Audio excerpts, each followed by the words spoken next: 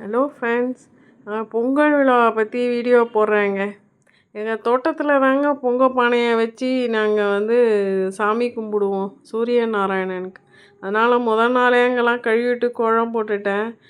நாள் ராத்திரியே 21 காய் அரியணுங்க. 21 காயை எல்லாம் அரிஞ்சு ரெடியாக வச்சுட்டாங்க 3 தட்டில். மறுநாள் காலையில் 6 மணிக்கெல்லாம் நான் குருமா செய்ய ஆரம்பிச்சிட்டேங்க.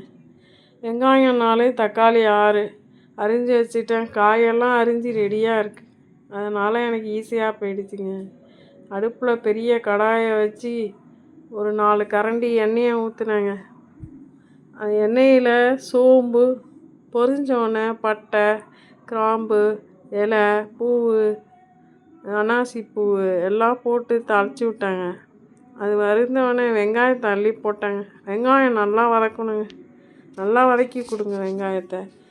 அதில் கருவேப்பிலை, கொத்தமல்லி இதை போடுங்க, வதக்குங்க. இஞ்சி பூண்டு பேஸ்ட்டு நிறையா 2 ஸ்பூன் போடுங்க. தக்காளியை போடுங்க, நல்லா வதக்கி கொடுங்க.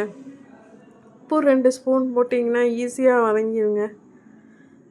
நிறையா காய் இருக்கிறதுனால நான் எல்லாமே நிறையா போடுறேங்க.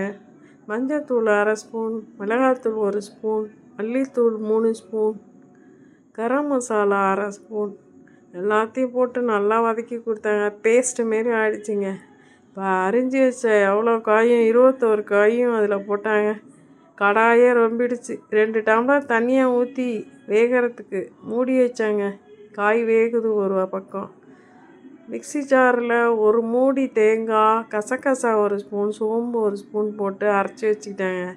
நல்லா காய் கொதிக்குது, நல்லா வெந்துருச்சுங்க. காய் வெந்தோடனே அரைச்சி வச்ச தேங்காவை ஊற்றுனாங்க. குழம்பு மாதிரி இல்லாமல் கொஞ்சம் கூட்டு மாதிரி இருக்கணுங்க. தேங்காய் ஊற்றி ஒரு 5 நிமிஷம் கொதி வரணுங்க. அப்புறமா கருவேப்பிலை, கொத்தமல்லி போட்டேன். எலுமிச்சம்பழம் புழிஞ்சு விட்டாங்க, இறக்கிட்டாங்க.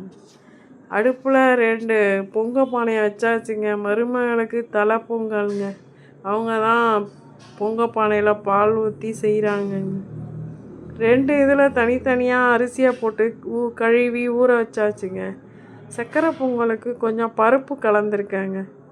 2 காப்படிக்கு அரை காப்படி பருப்பு போடலாங்க. போட்டாச்சுங்க அரிசியை. வெள்ளை பொங்கலுக்கும் அரிசியாக போட்டாச்சுங்க. வெள்ளை பொங்கலில் நாங்கள் பருப்பு கலக்க மாட்டோங்க. 2 பொங்கல் பானைகளும் பொங்கி வலிய ஆரம்பிச்சிச்சிங்க. பொங்கல் சொல்லியாச்சு. இப்போது அது நான் வெல்லத்தை கரைச்சி அடுப்பில் கரைச்சி வச்சுருந்தேங்க. அதை சாதம் வெந்தோடனே அதில் வடிகட்டி ஊற்றியாச்சுங்க. இந்த பக்கம் வெள்ளை பொங்கலில் நாங்கள் தேங்காய் போடுவோங்க. 2 தேங்காவை உடச்சி துருவி அதில் போட்டிருக்கோங்க. அதையும் வெந்துருச்சுங்க. ரெடி ஆகிடுச்சு பொங்கல். நாங்கள் உடனே சர்க்கரை பொங்கலுக்கு 2 ஸ்பூனு ஏலக்காய் பொடி போட்டேன். அடுத்தது ஒரு கடாயில் நெய்யை ஊற்றி முந்திரி பருப்பு போட்டோம். நிறையா முந்திரி பருப்பு போட்டால் நல்லாயிருக்கும். ஏன்னா அதிகமாக பொங்கல் இருக்கிறனால நிறையா போடணும். அதை போட்டாச்சு. அடுத்தது திராட்சையை தனியாக வறுத்து கொட்டணுங்க.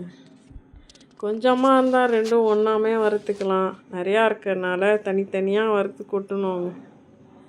அதையும் கொட்டியாச்சு. ஒரே ஒரு பிஞ்சு பச்சை கற்பூரம் போட்டாங்க. ஒரு பிஞ்சு தாங்க போடணும், நிறையா போடக்கூடாதுங்க. போட்டு கிளறி விட்டாச்சு. பொங்கல் 2 பொங்கலும் ரெடி ஆகிடுச்சு.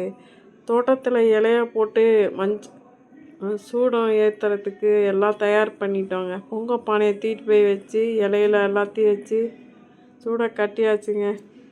கரும்பு சாப்பிட்டாங்கங்க. சந்தோஷமாக பொங்கல் விழா முடிஞ்சுது. லைக் பண்ணுங்கள், ஷேர் பண்ணுங்கள். தேங்க்யூ.